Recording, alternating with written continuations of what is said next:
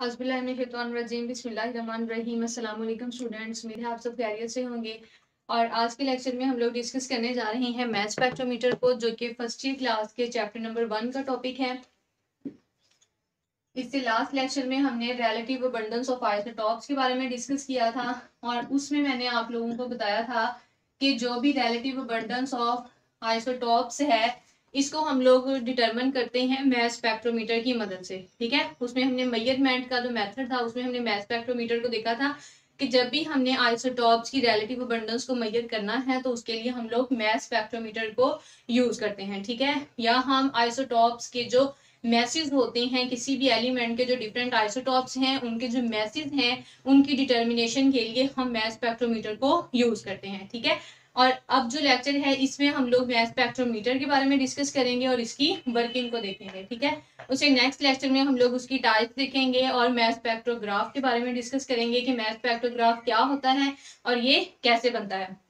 तो math spectrometer की इस टॉपिक में सिर्फ हम देखेंगे आज के लेक्चर में कि मैथ स्पेक्ट्रोमीटर की डेफिनेशन क्या है। ठीक है, डेफिनेशन इसकी क्या है, इट इज यूज्ड, ये इसका बेनिफिट भी है, ये इसकी एप्लीकेशन भी है, और यही आप इसकी डेफिनेशन में भी लिख सकती हैं कि mass spectrometer is an instrument which is used to measure, जो कि पैमाइश करने के लिए इस्तेमाल होता है, which is used to measure the exact masses of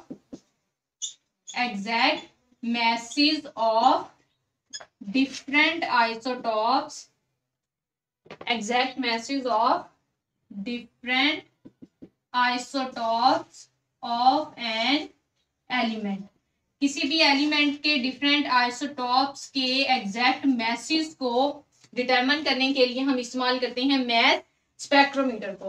okay, हमें पता है कि कोई भी एलिमेंट जो है उसके एटम्स ऐसे होते हैं जिनके एटॉमिक नंबर सेम होता है जिनका, और उनके मास नंबर्स डिफरेंट होते हैं, उन्हें हम कहते हैं आइसोटॉप्स। आइसोटॉप्स की केमिकल प्रॉपर्टीज सेम होती हैं जबकि उनकी फिजिकल प्रॉपर्टीज डिफरेंट होती हैं। ओके, और जो मास नंबर है ये भी फिजिकल प्रॉपर्टीज में आता है, तो उनके मास नंबर्स आइसोटॉप्स के डिफरेंट होते हैं जबकि उनके एटॉमिक नंबर सेम होते हैं। ठीक है, ये हो गई डेफिनेशन कि हम मैथ स्पेक्ट्रोमीटर को किस मकसद के लिए इस्तेमाल करते हैं। मैथ स्पेक्ट्रोमीटर को हम लोग रिलेटिव अबंडेंस ऑफ आइसोटॉप्स के लिए मेजर करते हैं, को मेजर करने के लिए इस्तेमाल करते हैं, या फिर हम मैथ स्पेक्ट्रोमीटर को इस्तेमाल करते हैं एग्जैक्ट मैसेज को मेजर करने के लिए। ठीक है, तो हम अब इसकी देखते हैं वर्किंग कि मैथ स्पेक्ट्रोमीटर वर्क कैसे करता है। Working of math spectrometer, working के लिए हम सबसे पहले इसकी डायग्राम बना के देखते हैं कि इसकी डायग्राम हम कैसे बनाएंगे। एक इवैक्यूएटेड ग्लास ट्यूब होती है मैथ स्पेक्ट्रोमीटर के बाहर, उस इवैक्यूएटेड ग्लास ट्यूब से पहले जो है यहाँ पे मौजूद होता है एक वेपोराइजेशन चैम्बर। कौन सा चैम्बर मौजूद होता है, वेपोराइजेशन चैम्बर। पहला चैम्बर जो है वो वेपोराइजेशन है।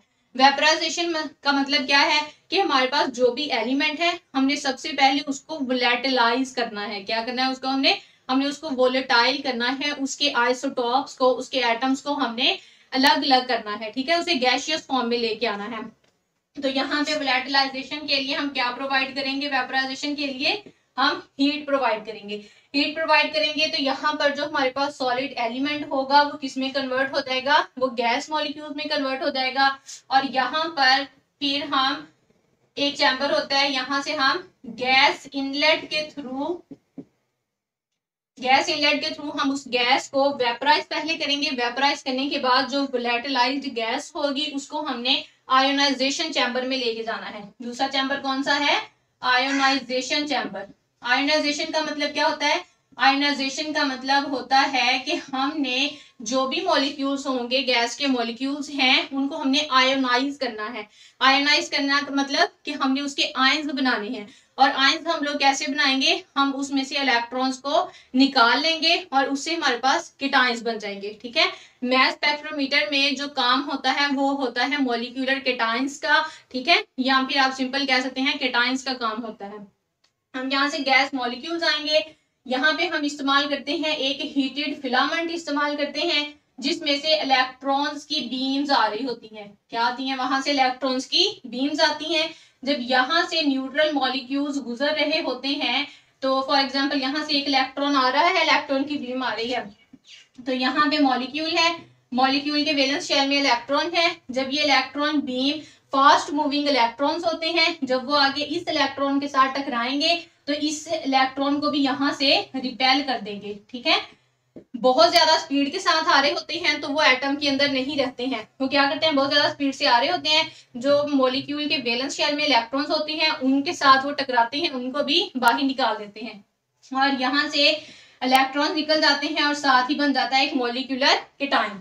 यहाँ पे सिर्फ आप इसे क्या कह सकते हैं, ये हैं मॉलिक्यूल्स, लेकिन फिर यहाँ पे एक मौजूद होगा एनोड जिसके ऊपर होगा पॉजिटिव चार्ज, और जो भी इलेक्ट्रॉन्स यहाँ से निकलेंगे वो इलेक्ट्रॉन्स आके इस एनोड के ऊपर, कैथोड के ऊपर जमा हो जाएंगे, ठीक है। तो एनोड के ऊपर, सॉरी, एनोड के ऊपर पॉजिटिव चार्ज होता है और यहाँ से क्या निकल जाएंगे, मॉलिक्यूलर केटाइंस बाहर निकल जाएंगे। अब मॉलिक्यूलर केटाइंस जो बने हैं ये एक्सेलरेट करवाना है हमने इनको, ठीक है, हमने इनको एक्सेलरेट करवाने के लिए इलेक्ट्रिक फील्ड अप्लाई करना है। तो यहाँ तक किसका काम था, यहाँ तक काम है आयोनाइजेशन चैम्बर का।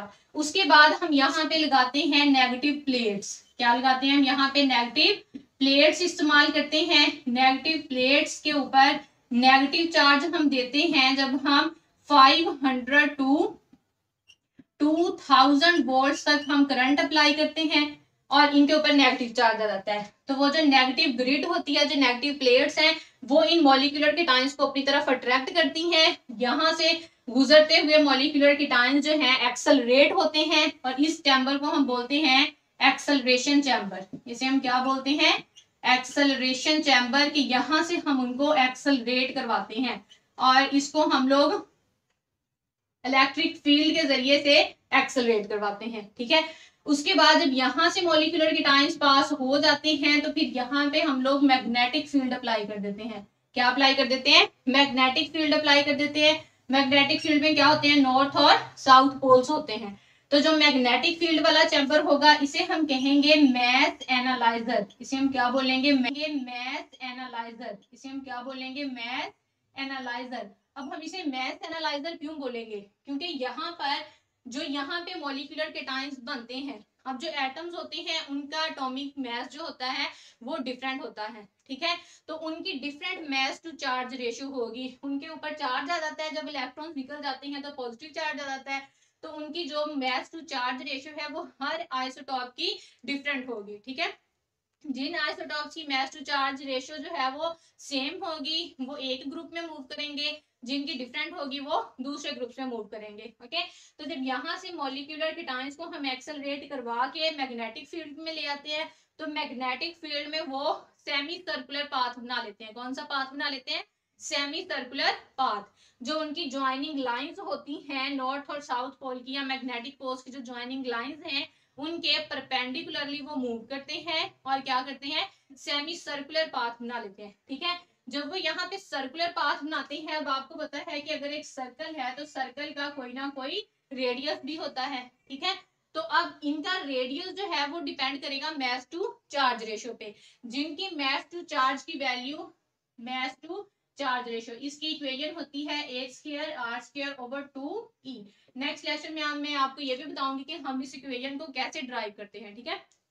तो यहां से अगर आप इक्वेशन में देखें तो जो मास टू चार्ज रेशियो है वो डायरेक्टली प्रोपोर्शनल है रेडियस के।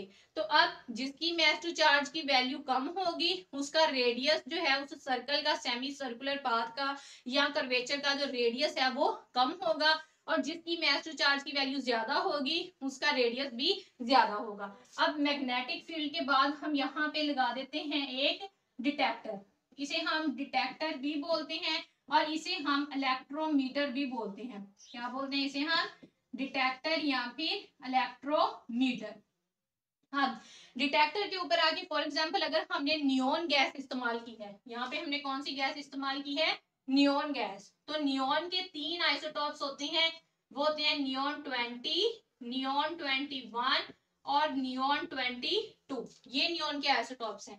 तो अब यहाँ पे जब 20 वाले भी मूव कर रहे हैं सेमी सर्कुलर पाथ में, 21 वाले भी और 22 वाले भी मूव कर रहे हैं, तो इसमें से सबसे पहले जो है वो कौन सा आके गिरेगा आइसोटॉप्स, सबसे पहले वो आइसोटॉप्स आके गिरेंगे जिनका एटॉमिक मास कम होगा, यानी जिनकी मास टू चार्ज की वैल्यू कम होगी, उनका रेडियस छोटा होगा और वो आके जल्दी गिरेंगे। ठीक है, तो डिटेक्टर पे यहां से आके सबसे पहले 20 वाला आइसोटोप आएगा, उसके बाद 21 वाला आएगा और फिर 22 वाला आएगा। ठीक है, ये आपने याद रखना है कि मास टू चार्ज वैल्यू कम होगी तो उसका रेडियस भी कम होगा और जो हल्के होंगे वो आके जल्दी गिर जाएंगे। ठीक है, तो यहाँ पे डिटेक्टर, अब आयंस है तो आयंस के पास होता है आयनिक करंट, आयंस के पास क्या मौजूद होता है, आयनिक करंट। तो जब ये मॉलिक्यूलर केटायंस आएंगे और आके यहाँ पे फॉल करेंगे तो इनका थोड़ा सा ये करंट प्रोड्यूस करेंगे। ठीक है, माइन्यूट करंट प्रोड्यूस करेंगे, इसलिए हम इसे इलेक्ट्रोमीटर भी कहते हैं